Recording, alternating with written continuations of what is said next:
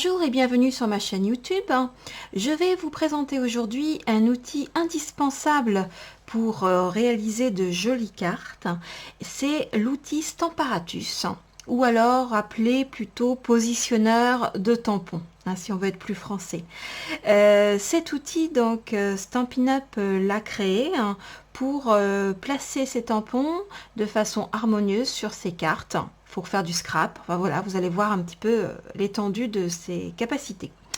Donc c'est un outil qui se présente de la façon suivante. Il est donc carré, tout simplement. Vous avez une base, donc ici, une base, avec donc un fond quadrillé. Vous voyez, donc les petits carrés en fait représentent des centimètres. Donc vous avez les centimètres qui sont notés en bas et sur le côté, ainsi que les inches. Donc c'est un outil qui est comment dire, qui convient à la fois donc aux Américains, aux Anglais, aux Français, aux Allemands. Enfin voilà, c'est cosmopolite. Donc ça c'est une plaque qui est donc plastifiée, qui est en plastique, et ça sera notre base pour tamponner avec les tampons. En effet, c'est un outil qui va nous être à la fois utile pour faire du tamponnage avec les tampons en résine, comme avec les tampons en caoutchouc. Alors, petit rappel, concernant l'aspect de nos tampons, ici vous avez les tampons en caoutchouc. Alors, ils sont facilement reconnaissables puisque vous avez donc cette couleur orange qui apparaît tout de suite quand vous ouvrez la boîte. Et ici, vous avez également donc une petite mousse. Vous voyez, ils sont montés sur la mousse. Et puis ici, donc là, vous voyez, on voit bien le motif. Donc ça, je vous rappelle que j'ai fait une vidéo exprès pour vous montrer comment mettre les autocollants qui collent très très bien, les autocollants permanents pour les mettre derrière. Mais là n'est pas le sujet, puisque là, je voulais juste vous montrer donc ce qui était un tampon caoutchouc. Alors pour ceux qui ont connu, enfin qui connaissent d'ailleurs, ça existe toujours, les tampons caoutchouc ont été longtemps montés sur bois. Chez Stampin' Up, le tampon bois n'existe plus dans leur gamme. Il en a fait longtemps partie. C'est vrai que c'est un tampon bois, ça prend de la place, c'est lourd, donc c'est un petit peu moins bien manipulé. Une fois que le bois est taché, c'est difficile de le nettoyer. Là, c'est vrai qu'on n'a pas ce problème. Donc ça, c'est le tampon caoutchouc. Et puis vous avez le tampon donc en résine. Donc ça, c'est apparu beaucoup plus tard. Donc des tampons en résine, donc qui, pour les deux cas d'ailleurs, on les monte sur des plaques de plexi puisque ça adhère directement. Donc voilà pour les deux types de tampons. Donc quand on va tamponner avec notre Stamparatus, si on tamponne avec un tampon caoutchouc, on n'aura pas l'obligation d'utiliser donc la mousse ici qui est fournie avec le Stamparatus. Si vous utilisez, alors je me disais pourquoi, c'est parce que vous avez déjà une petite mousse sur notre caoutchouc, voilà. Par contre, comme sur la résine il n'y a pas de mousse, eh bien on va avoir besoin d'une petite épaisseur pour pouvoir tamponner au plus juste. Avec ce Stamparatus, vous avez d'ici donc des petits rangements pour mettre des aimants. Alors les aimants vont nous aider en fait à maintenir le papier pour pouvoir tamponner facilement sans que celui-ci bouge. Attention, ce sont des aimants qui sont très puissants. Et j'insiste sur le très puissant. J'en utilise moi pour le cartonnage et je vous avoue que ceux-là sont particulièrement forts. Donc c'est pour ça d'ailleurs qu'ils sont rangés individuellement derrière, arrangés individuellement derrière donc votre Stamparatus. Surtout ne pas les faire claquer car ils peuvent casser. Néanmoins, s'ils cassent, sachez qu'ils sont vendus aussi indépendamment du Stamparatus, ce qui peut être bien. Vous avez ici des petits tampons pour maintenir votre Stamparatus sur votre table de travail. Et puis on va avoir donc des volets en plexi, donc qui représentent un petit peu l'équivalent de nos blocs acryliques. Vous voyez, quand on veut tamponner, on le met sur le bloc et on va donc tamponner sur notre papier. Ici, ce sont carrément des volets. J'appelle des volets parce que vraiment, ils sont beaucoup plus importants. Donc ces volets, en fait, on va pouvoir les emboîter, vous voyez, dans les petites charnières qui sont ici. Alors, je vais vous montrer tout à l'heure à quoi ça va nous servir. Il y a deux volets, en fait. Il y en a un sur le côté côté et il y en a un autre qui viendra se positionner ici. Alors à quoi ça nous sert? Eh bien, bon, on le verra pas forcément aujourd'hui, mais vous avez des fois des tampons qui sont à tamponner en plusieurs fois. Vous n'avez qu'une partie du tampon, vous avez 3 tampons pour en faire un en fait. Et donc ça va nous aider à ne pas avoir à enlever le tampon, à le remettre. Ici, ça nous servira. Et puis une autre utilité, c'est qu'il y a des gens qui sont plus à l'aise de tamponner, enfin voilà, tamponner comme ceci que de tamponner comme cela, enfin voilà. Alors, une seule chose, faire attention, c'est qu'ils ne sont pas superposables, c'est-à-dire que celui-ci ne se fermera pas, il ne se fermera pas, donc on va éviter éviter d'appuyer au risque de casser le matériel. Donc quand vous le rangez, eh bien on va privilégier, voilà, on le positionne ici et on le range sans problème. Donc voilà. Donc nous aujourd'hui on va utiliser donc uniquement donc un volet. Ici, pour ne pas salir en fait notre support, parce que des fois, vous verrez, on n'a pas forcément une carte qui va être, on n'aura pas une carte de la dimension de notre tapis mousse. Stampin' Up nous a fait des petits blocs, en fait, des petites pages, vous voyez, c'est individuel. Et ça nous permet en fait, quand vous avez à travailler, de façon à ne pas abîmer votre mousse. Vous voyez, c'est plutôt sympa. Alors, au recto, alors, si je le mets à l'envers, ça va pas aller. Au recto, vous les avez en centimètres. Pour ceux qui sont habitués au inch, voilà, vous les avez également en inch. Donc ça, c'est un petit bloc voilà, de papier, en fait, de papier brouillon, si je puis dire. Enfin, ça vous fait un petit moment, parce que, bon, même si on salit un petit peu la feuille, c'est pas non plus très grave. Si au prochain projet, on le réutilise. Vous les retrouvez, alors vous retrouvez tout ça à la page 164 du catalogue. Vous voyez, donc vous avez donc le Stamparatus qui est représenté ici, et puis vous avez donc les petites feuilles que je viens de vous présenter, et c'est ce qu'on appelle le petit papier quadrillé en fait. Vous avez aussi la possibilité de racheter un tapis mousse si besoin, des aimants dont je vous parlais tout à l'heure si jamais vous les cassiez. Donc voilà. Et puis vous avez également le sac. Alors bon, ça c'est pour les les fashion de la carterie. Donc le sac en fait, il est fait de cette façon là. En bon sens c'est mieux. Voilà, il s'ouvre en deux. Et en fait, il permet de faire glisser son Stamparatus. Voilà, dans le ici, plutôt sympa. Vous voyez, c'est un peu comme les sacs d'ordinateur, et là il ne bouge plus, vous avez une pochette ici, et là vous avez plein de petites pochettes pour mettre vos chutes de papier éventuellement, vos petits papiers quadrillés. Vous avez des pochettes là, il y a des pochettes partout, voilà, donc c'est plutôt sympa. Ça évite de l'abîmer en fait, et de le transporter pour celles qui sont nomades, qui aiment bien bouger avec leur matériel.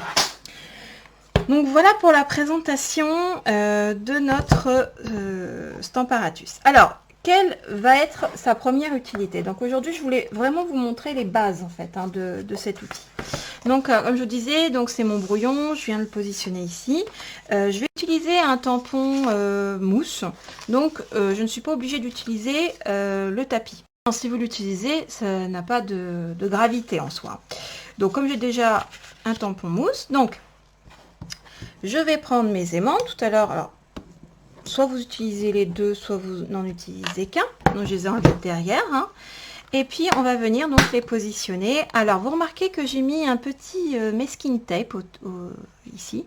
C'est pour mieux les tirer, en fait, de l'endroit où ils sont rangés. Et pour mieux les positionner également. Donc, comme je disais, voilà. Je vais donc prendre mon tampon, je choisis une pivoine, je vais donc la positionner sur mon support, donc je m'assure que mon papier, alors c'est vrai que quand vous démarrez, l'idéal c'est de bien positionner, voilà, attendez, justement je l'ai mal positionné, voilà, on va bien positionner son papier, vous voyez, moi je fais ça dans l'angle de mon Stamparatus pour qu'il ne bouge pas. Je m'assure, voilà, de mettre mon premier aimant et mon deuxième. Alors certainement vous posez la question de savoir si ça va gêner en fait au moment où je vais faire mon tamponnage. Eh bien non, en fait ça ne va pas gêner. Donc ce qui est plutôt super, puisque là on va avoir le tampon, mais on va pouvoir maintenir en fait le papier qui est en dessous. Alors, comment je procède? Donc, j'ai positionné mon tampon, mon volet en plexi va me permettre, vous voyez, il va être utilisé comme les blocs acryliques que j'ai l'habitude d'utiliser quand je n'utilise pas le Stamparatus, hein, tout simplement. Donc voilà. Et maintenant, je vais donc ancrer en fait mon tampon, hein, donc dans un premier temps. Alors, on va choisir du noir parce que c'est ce qui va être le plus parlant ensemble. Donc voilà, je vais mettre de l'encre un petit peu partout sur mon tampon. Alors, quand vous le faites, surtout avec un tampon caoutchouc, quand vous le faites avec votre bloc acrylique, vous tamponnez sur votre support en papier, il s'avère que parfois vous avez des ratés. C'est-à-dire qu'il y a une partie de votre tampon qui a été mal ancrée, etc. Et grâce au Stamparatus, eh ça, ce n'est plus un problème. Alors, on va regarder, moi j'ai fait ça comme ça, on va regarder. Et alors, on a appuyé, vous voyez, que sur le tampon. Alors, ici, bon, j'espère avoir la bonne force. Ah, alors voilà, mon motif c'est bien imprimé, mais je le trouve un petit peu fade. Eh bien, qu'à cela ne tienne, je vais ancrer avec ma memento.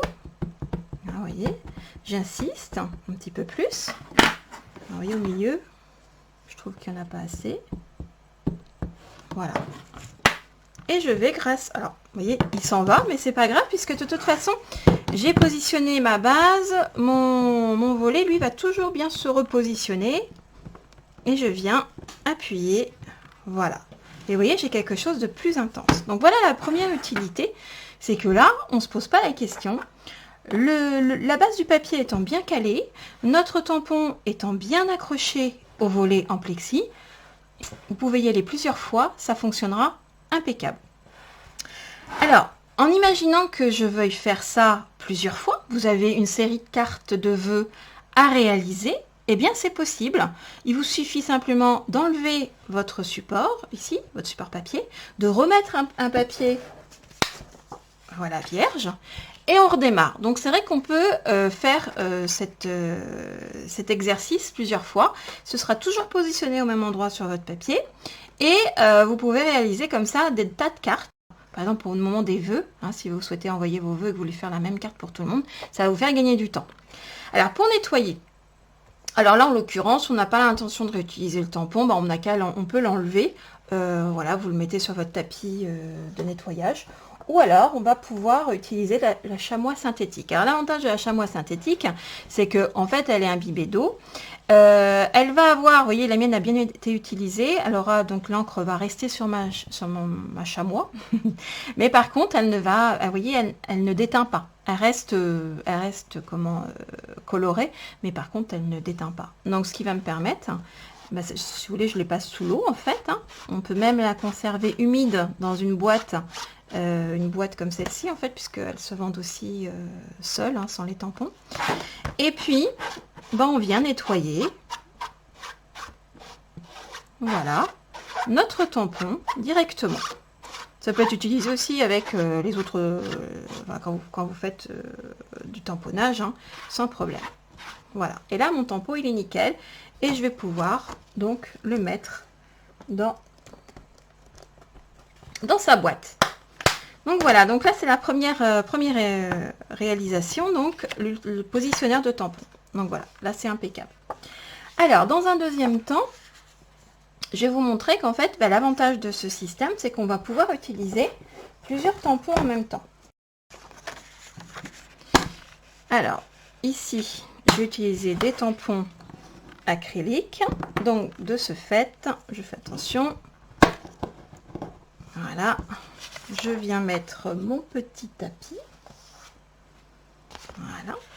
Je repositionne mon papier. Et je vais donc... Allez, cette fois, on va faire dans l'autre sens. Voilà.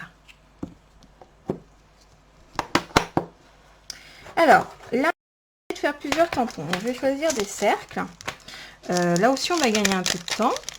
Donc, je positionne. Vous voyez, on se pose, moi je ne me pose pas de questions parce que j'ai envie de faire un fond avec mes tampons. Voilà. On va en mettre un petit là. Alors là, évidemment, on s'amuse. Voilà. Allez, soyons fous. Donc, j'ai positionné mes tampons. Même principe. Hop, je viens. Donc, vous voyez, le fait d'avoir mis le tapis, là, ça amortit ces fameux tampons acryliques. Je viens donc. Alors, hop, ça colle un peu. Pas grave. Hop, voilà. Ici, je vais venir donc ancrer. Alors, si vous souhaitez de la même couleur, le problème ne se pose pas. Si vous voulez des couleurs différentes, à ce moment-là, on va ancrer non pas avec l'encreur directement, mais avec les doigts mousse. Alors, je vais prendre, alors en doigt mousse, en fait, en général, moi j'essaye d'avoir des doigts mousse, de les mettre pour chaque couleur. Si j'ai des couleurs claires, eh ben, je vais utiliser un doigt mousse clair. Si j'ai des couleurs foncées, bon voilà, je suis plus dans les... Là, on va être dans les violets, donc voilà, j'ai gardé mon doigt mousse qui est dans ces couleurs-là. Donc, je viens tamponner en fait sur mon... Voilà. Donc, on vient mettre sa couleur. Alors là, pour vous montrer rapidement, je ne vais pas choisir 36 couleurs. Voilà.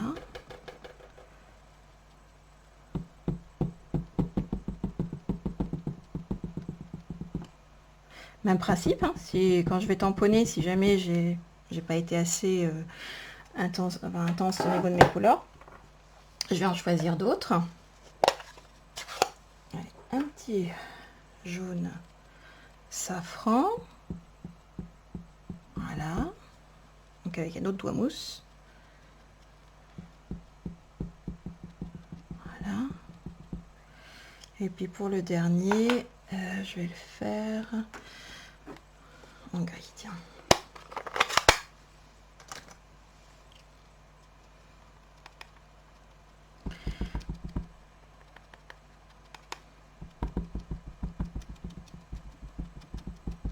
Voilà. Voilà, une fois que tout est ancré, en fait, donc je vais faire le même geste que tout à l'heure. Et je vais donc, vous voyez, j'ai mis plusieurs tampons. Je me prends pas la tête à essayer de tamponner. Voilà. Et là, vous voyez, j'ai pu tamponner sans problème. Je m'aperçois qu'ici, j'ai pas vraiment insisté sur mon... C'est la couleur grappe gourmande. Donc je viens rajouter. Je ne bouge pas mes tampons, vous voyez. Hein, je ne bouge pas du tout mes tampons. Là, je trouve que mon gris est pas très très vif. Donc là, vous voyez. Alors, je peux aussi ne tamponner d'ancrer, pardon, qu'une partie de mon tampon. On va essayer de voir ce que ça peut donner. Voilà. Ouais, décidément. Ça, c'est vrai que c'est l'avantage, hein, c'est qu'en fait, vous avez le droit de vous tromper. D'ailleurs, vous avez le droit de vous tromper, en fait, hein, tout court. Hein. Voilà. Donc voilà, pour vous montrer un petit peu ce que ça donne quand on veut ici ancrer en fait plusieurs motifs, et eh bien c'est possible. Hein, vous voyez ici vous avez plusieurs cercles qui ont été utilisés, donc vous avez la possibilité dans les ancrer de différentes couleurs ou d'une couleur et de pouvoir tamponner facilement. Donc même principe que tout à l'heure, je viens avec ma chamoisine, donc nettoyer. Hein. Ça va très vite. Donc je vous rappelle, hein, c'est une chamoisine qu'on passe sous l'eau en fait. Alors elle est très dure au départ. On la laisse s'imbiber, on les sort bien. Et en fait ça ne goûte pas, c'est ça qui est génial. Et là je peux enlever donc mes tampons sans problème et les remettre dans leur boîte. Voilà, donc là c'est vrai qu'on a de belles possibilités par rapport à cette technique. Et je vous encourage à le faire parce que c'est vrai qu'on n'ose pas des fois de mettre plusieurs tampons. Et là, c'est possible. Hein, c'est ça, c'est là que c'est sympa. Alors, donc là, on était sur notre... voilà. On était donc sur le tamponnage, hein, directement sur notre papier. Et là, je vais vous montrer en fait qu'on peut tamponner plusieurs fois à intervalles réguliers, hein, avec aussi le Stamparatus. Alors, que je ne me trompe pas, puisque je vais utiliser des plumes. Donc, voilà. Alors, on va utiliser le tampon du set Touche d'élégance. Voilà. Et l'objectif va être de pouvoir justement faire plusieurs tamponnages les uns en dessous des autres en ayant en fait un écart régulier. Alors je vous explique. Donc je positionne ma plume. Alors, dans le sens ce sera mieux. Vous voyez là je suis en tampon mousse, mais bon, j'enlève pas forcément ma mousse dessous, ça n'a pas d'importance. Alors ici, comme tout à l'heure, je suis venue positionner ma plume. Je ferme ma plaque plexi et je vais venir donc utiliser. Alors, j'ai utilisé, voilà. Donc, je décide de la faire en grappe gourmande. Donc, je viens tamponner ma plume.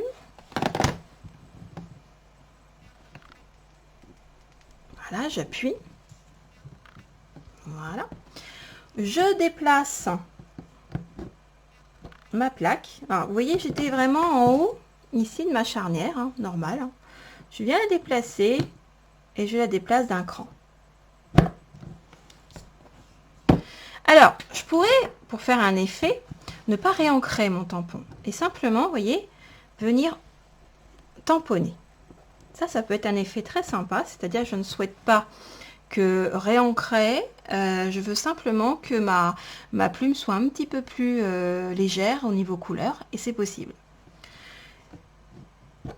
Ici, je viens de me déplacer encore d'un cran. Donc là, pour vous montrer techniquement, je préfère réancrer.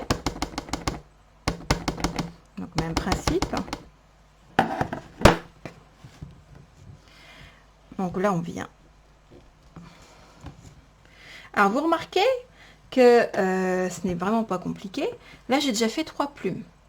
Ok, donc on continue. Donc j'essaye de garder un peu la cadence, si je puis dire. Voilà.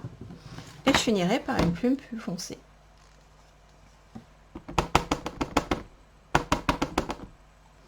Alors j'aurais pu mettre mon papier dans l'autre sens et utiliser le volet au-dessus. C'est possible aussi. Hein. Mais pas de... Je descends d'un cran.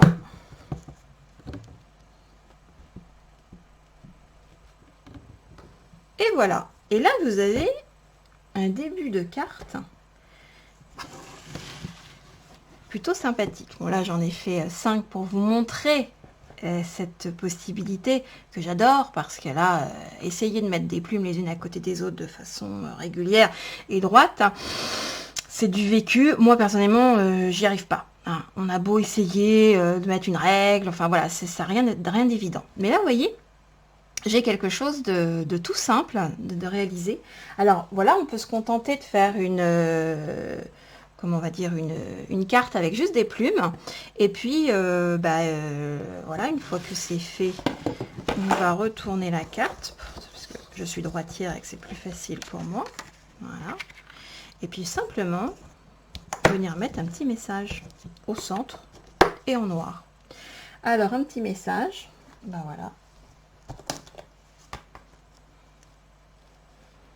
Il est juste pour vous. Hop. Je reprends ma plaque de plexi. Même principe que tout à l'heure. En faisant ça, j'accroche mon tampon. Je viens avec ma Memento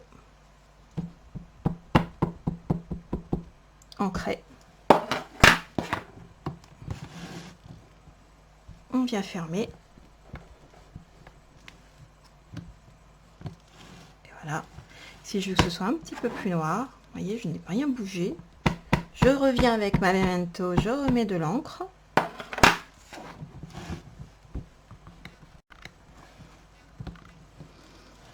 Et voilà. Et là, vous avez une début de carte. Il suffit de le mettre après sur un papier, peut-être de la même, un petit papier grappe gourmande, pourquoi pas. Et vous voyez, vous avez quelque chose de très sympa et vous avez fait quelque chose de très régulier. Si après vous voulez rajouter un motif, eh bien le système est le même. Il suffira de le positionner au bon endroit et de venir utiliser votre volet donc en plexi pour pouvoir le déplacer. Vous voyez à quoi servent donc nos petits crans en fait. Hein. Donc voilà, c'est vraiment très très simple à utiliser. Hein. Vraiment très très simple. Il n'y a pas de difficulté. Alors, une autre chose que je voulais vous montrer, parce que vous avez dû remarquer dans le catalogue Stampin' Up qu'il y a des grands tampons, des tampons XL, comme on dit. Et c'est vrai que c'est pas toujours facile de tamponner. Pourquoi? Parce que il faut la plaque acrylique qui va bien, la grande en fait. Hein. Et puis des fois on n'arrive pas bien à ancrer tout l'ensemble, alors qu'un tampon de fond c'est super joli aussi, c'est très facile à réaliser et ça permet d'agrémenter une carte très très facilement. Alors le temps de retrouver. Eh bien, je vais prendre ça, hop, voilà. Donc ici, le principe est le même. Donc là, l'objectif, c'est de pouvoir remplir toute ma feuille, en fait. Alors, vous pouvez mettre un seul aimant, hein, si vous êtes... Il n'y a pas besoin forcément de mettre les deux, hein, c'est pas une obligation. Alors, moi, j'ai choisi donc Stacked Stone, qui représente en fait un mur de pierre. Donc, il se présente de la façon suivante. C'est un seul et unique tampon. J'ai mis derrière donc l'autocollant permanent, qui va me permettre en fait de le maintenir sur... sur le plexi. Hop, clac. Alors, je positionne donc mon tampon. Alors, dans l'idéal, il aurait fallu que je choisisse voilà, une feuille un petit peu plus... Bon, ça devrait aller. Alors, ici, je positionne donc mon tampon. Je viens fermer avec mon plexi. Alors, autant vous dire que ça va bien tenir parce que vu la... Si vous pouvez remarquer que la grandeur du tampon, il n'y a pas de problème. Je vais utiliser donc l'encre, si je la retrouve, oui, brune dune, hein, pour le côté un petit peu vrai mur. Donc voilà, alors le principe il est le même. Je viens donc ancrer mon tampon. Donc là j'y vais parce que j'ai la place, hein. Ça fait presque 2 encreurs, la largeur de mon tampon fait presque 2 encreurs, et donc on va venir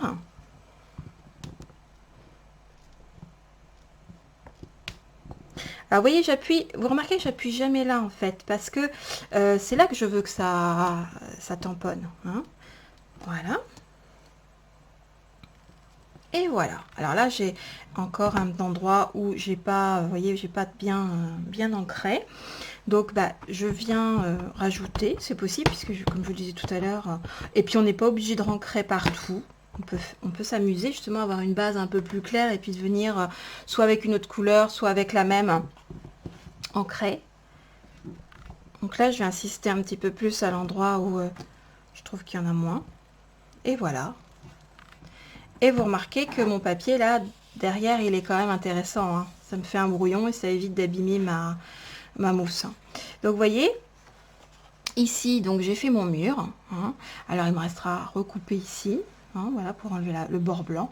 Et vous avez un fond qui est plutôt sympa. Et quelque part, on n'a pas galéré à utiliser... C'est vrai que des fois, on n'a pas toujours des grandes mains pour utiliser une grande plaque acrylique. Voilà, je dirais que cet outil-là, vous n'avez même pas besoin d'avoir 36 plaques acryliques puisqu'il est adapté à tous vos tampons. Hein, donc c'est vraiment un outil exceptionnel. Je vous avoue qu'au début, j'avais l'habitude d'utiliser mes blocs acryliques tout simplement. Mais là, aujourd'hui, on peut faire quand même beaucoup de choses. Et j'aurai l'occasion dans une autre vidéo vous montrer qu'avec cet outil, on peut aussi tamponner en rond. Mais ça, ce sera pour la prochaine fois. Je vous souhaite une très belle journée et je vous dis à très bientôt.